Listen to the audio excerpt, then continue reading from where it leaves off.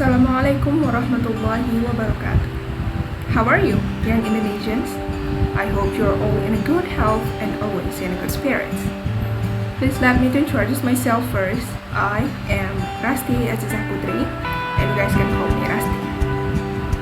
Okay, before I get into the core of my speech today, let's ponder for a moment what has happened here. Sexual harassment cases this year are increasing in Indonesia. How worrying the circumstances around us. These phenomena of course makes parents and women feel restless and afraid if it also happened to their children or to themselves. Moreover, in the past month, there have been more than 4 cases of sexual violence in Indonesia. And what is even more concerning is that sexual violence occurred in a boarding school with more than 10 victims of abuse. The place that was initially thought to be a safe place for children to study and also study religion turned out to be a very scary place and become a nightmare for the victims. For all these problems, please allow me here to convey some of my assumptions regarding the issue of sexual violence, which is getting more and more alarming by the day.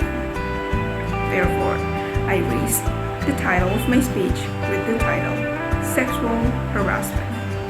Ladies and gentlemen, sexual harassment is any unwanted sexual attention experienced by women. These include glancing, pinching, patting, repeating comments, self-suggestion of a sexual nature, and pressure to a date.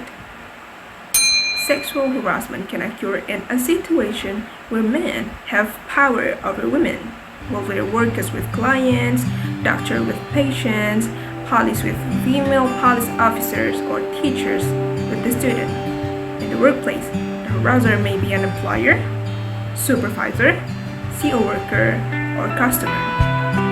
Sexual harassment may increase women who are sexually harassed are at risk of being physically abused or raped. Consider the following facts. First, according to the U.S. Department of Labor, approximately 50 to 80% of women in the U.S. experience some form of sexual harassment during their academic or work life. Second one, in a survey of girls in junior high school and high school, distributed on 83% of girls who responded reported cases of sexual harassment at school.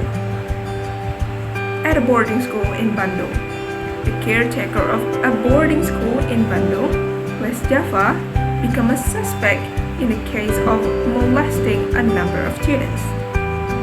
There have been 9 babies born and 2 are still in the womb. There were 11 victims of sexual harassment in this case.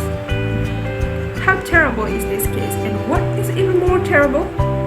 The suspect is the caretaker of the boarding school.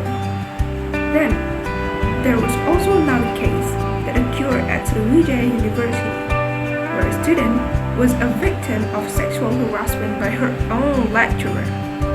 University must combat sexual harassment to a pervasive problem in society. Polls show an alarming number of college students have experienced some form of harassment during their college years. This problem is especially severe when harassment is perpetrated by a professor. And there are many more cases of sexual harassment that occur. From these cases, we can see how alarming the current state of Indonesia is. Ladies and gentlemen, sexual harassment is a powerful way for men to weaken and control us. There is an implicit and sometimes explicit message that our refusal to comply with the harassers' demand will lead to work-related retaliation. This can include escalation of harassment, poor work assignments, project sabotage, rejection of raises, benefit, or promotions, and sometimes lose work with only bad references to point out. Harassment can drive women out of certain jobs or out of the workplace altogether. Ladies and gentlemen, there is a taboo in many workplaces and schools that prohibits identifying sexual harassment, as many of us who experience it are only aware of feelings of stress at first. We may experience headache, anxiety, or a refusal to go to work in the morning. It may take us a while to realize that these symptoms stem from the sexual abuse we have experienced. We often respond by feeling isolated and helpless, afraid to say no or to speak up because we fear that we are somehow responsible or that we will not receive help in the face of possible regulation. But when we take the plunge and take to other women, we often find that they have also been or have been harassed and have the same response as us. Ladies and gentlemen, so what can you do if you are sexually harassed? Remember that you are not to blame. Sexual harassment is subject to sexual tension. No matter how complicated the situation, the harasser is responsible for the harassment. First one, document what happened. Keep a detailed diary, include date, time, and place. Keep any notes or picture of the harasser. Don't throw them away in anger. Record anyone who witnessed the abuse. Second one, investigate your workplace or school's complaint policies or procedures for sexual harassment cases. Know the full record before you act. Third, generate support for yourself before you take action. Break the silence, talk to other people, and ask for help with feedback. Fourth, find other people who have been abused who can act with you. Collective action and collective grievances strengthen your position. Try using an existing organization such as your trade union or employee organization or an advocacy organization for a specific racial or ethnic. Last one. Tell the harasser directly and clearly that you are not interested in his or her attention. If you're doing this in writing, keep a copy of your letter. Ladies and gentlemen, Oprah Winfrey once said that for too long women's courage has not been heard, and their courage to speak the truth has been neglected in order to reveal the nature of men. However, time is up. I want women who are watching now to know that a new day has arrived.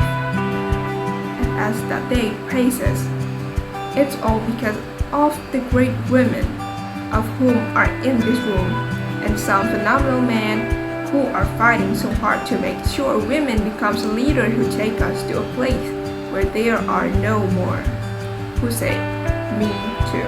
So, for those of you out there who are victims of sexual harassment, come on, speak up. Disclose what happened to you to the authorities so that the perpetrators can be brought to justice. Don't be silent, because if you are silent, they will continue to do the same thing to other victims. So, let's speak up and don't be afraid. Well, I think that's all my speech. I hope it is useful for we all. I am so sorry for any words or behaviors that unpleasing your heart. Thank you very much for the occasion and your kind attention. Thank you so much. Assalamualaikum warahmatullahi wabarakatuh.